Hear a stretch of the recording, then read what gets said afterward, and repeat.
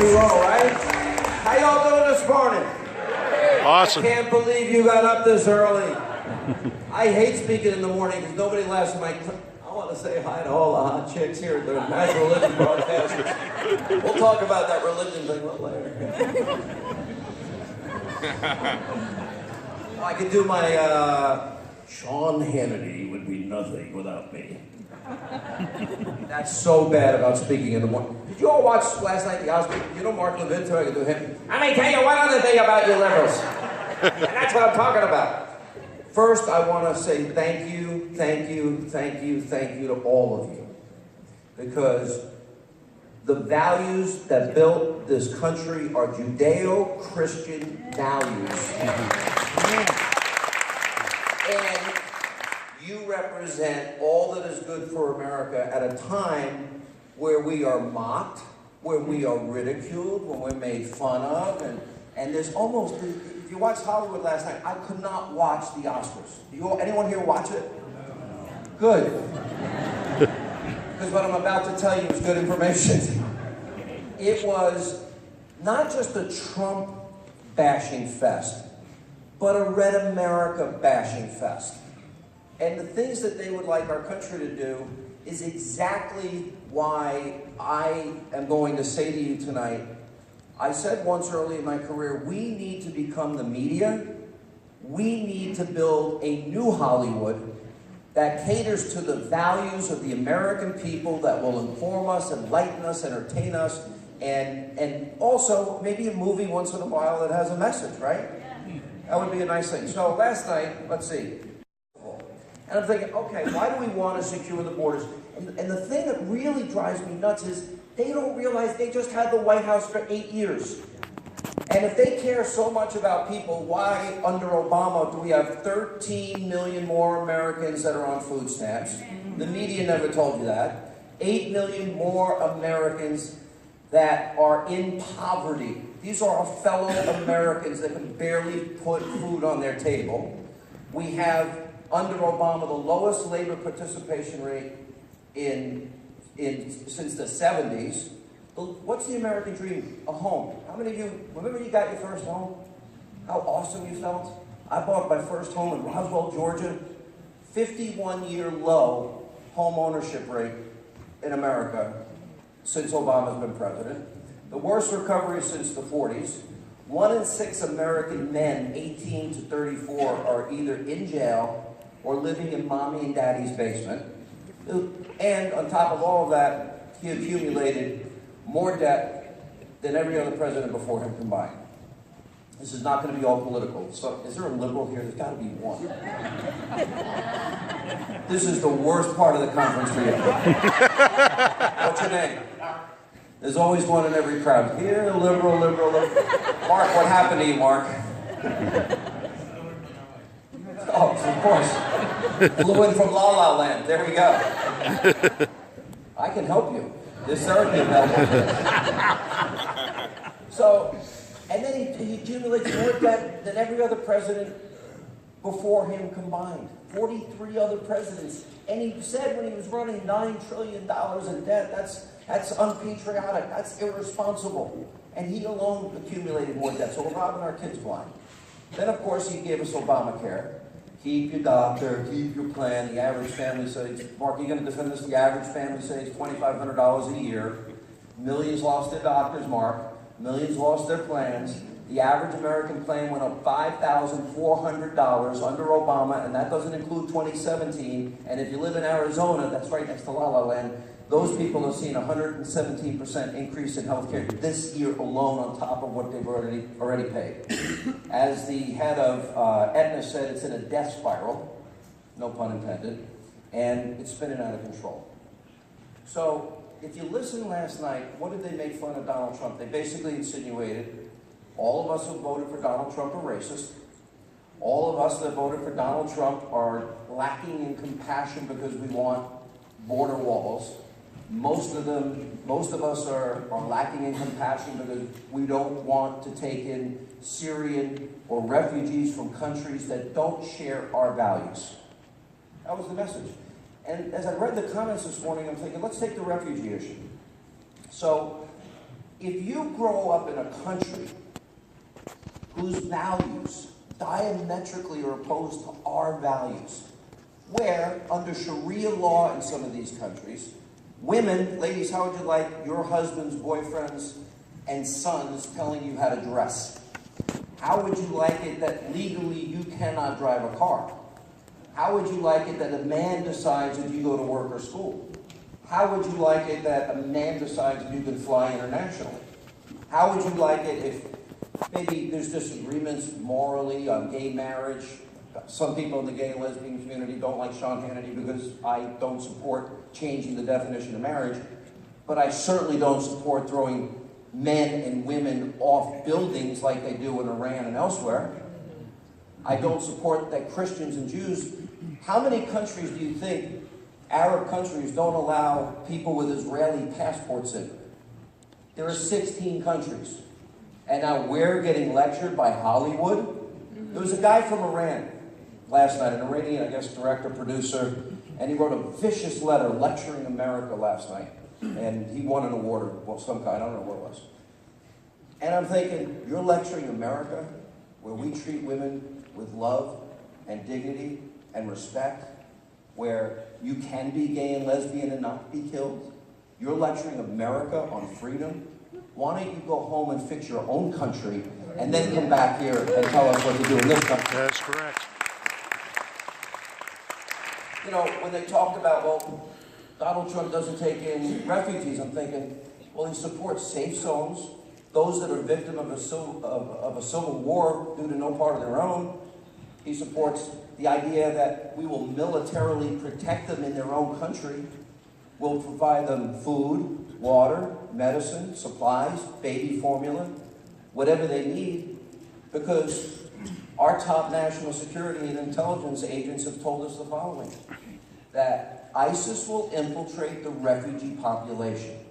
Now, the difference between Hollywood elites and those of us in this room is when James Clapper, James Comey, the CIA Director Brennan, the Assistant FBI Director Steinbeck, when the House Homeland Security Chair McCall, when General John Allen, Obama's special envoy to defeat ISIS, all say that ISIS will infiltrate the refugee population.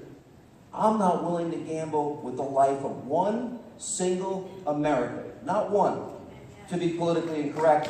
Hollywood, if they want to be so generous, let's let them. They can invite all the people from all the countries that they like. We'll send them over to your house, Mark.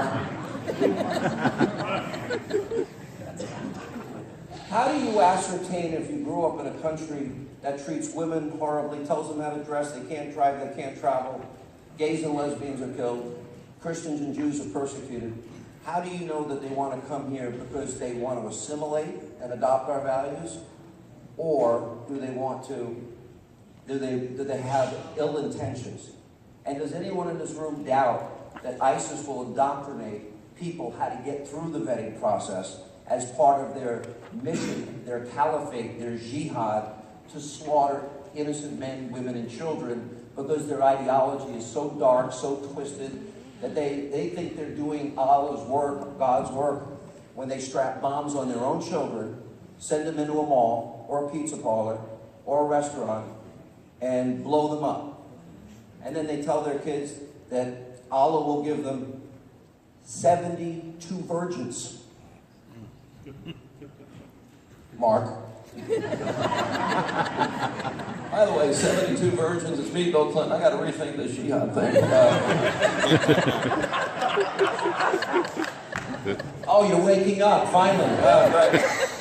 That's not why I'm really here. I'm setting this up for one reason.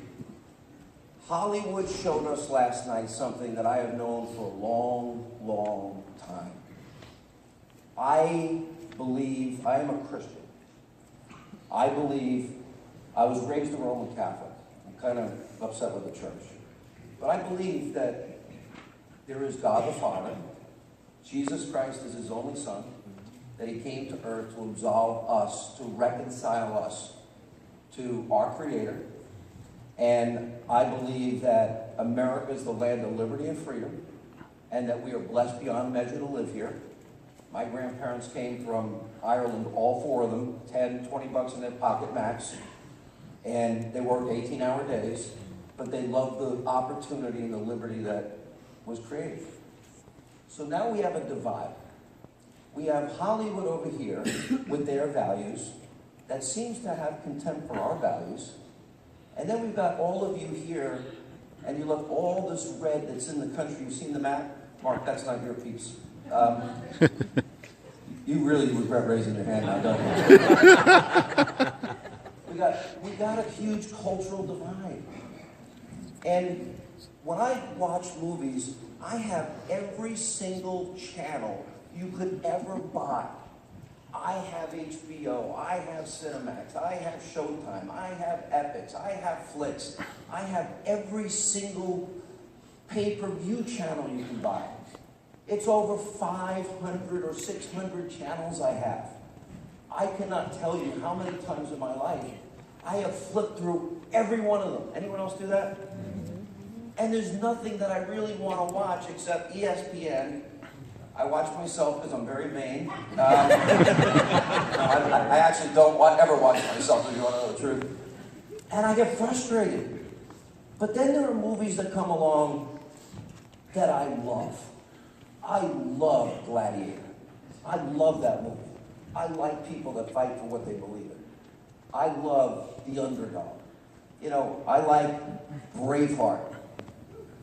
You know, the person wishes to say a word. Freedom! It inspires me. That courage inspires me.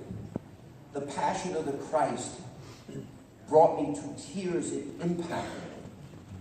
There's a growing genre now in the movie business, which is why I'm really here to talk about today, not politics. I just can't help myself. And it's called faith-based movies, right? So I've read Dan Piper's, is it Dan or Don? 90 Minutes in Heaven. You all read that? Okay, they turned it into a movie. I love it. I love to read books about the afterlife. I love to hear someone that maybe had a near-death experience, and they describe very similar things to choirs of angels, and you hear tones and music and pitches and music within music and within music, and it's such at a deep level. I'm fascinated. Is that our future? That's pretty exciting to me. Or Heaven is Real. You know the movie about the young boy? And then in that movie, I learned that there was a girl that was so inspired that she drew a painting because she thought she had seen Jesus Christ. And maybe it's true. You know, it doesn't have to be that religious. Look, I want you to know, I'm the sinner on the stage here. I'm the worst person up here. I'm the one that needs forgiveness, so I'm not proselytizing. But those movies inspire me. God's Not Dead. Did you see God's Not Dead? Great movie, right? So, knowing Hollywood the way it is, you know, in one sense, I should thank every liberal in media because they suck so bad and they're so biased that I get paid a lot of money because I'm normal and I make more sense than they do. And I do their job. I want to now expand my role and expand a role that I think create a movie environment that will touch people's hearts and souls. I want to be moved. So I became friends with Kevin Sorbo. You know Kevin? Yeah. His wife Sam and a guy by the name of Dan Gordon wrote this film. It's called Let There Be Light. And what I loved about the film is it was so contemporary. You all going to see it? I think you get a screening, right? When are you going to see it? Later today? Wednesday? Okay. So I should give away the plot?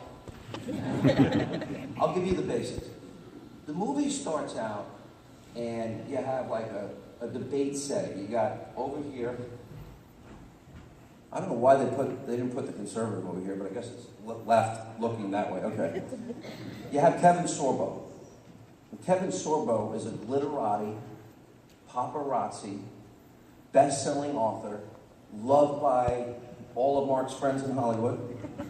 And he wrote the book Aborting God. And he's debating a guy over here who is a Christian and a nice man. And that guy is loved by the crowd.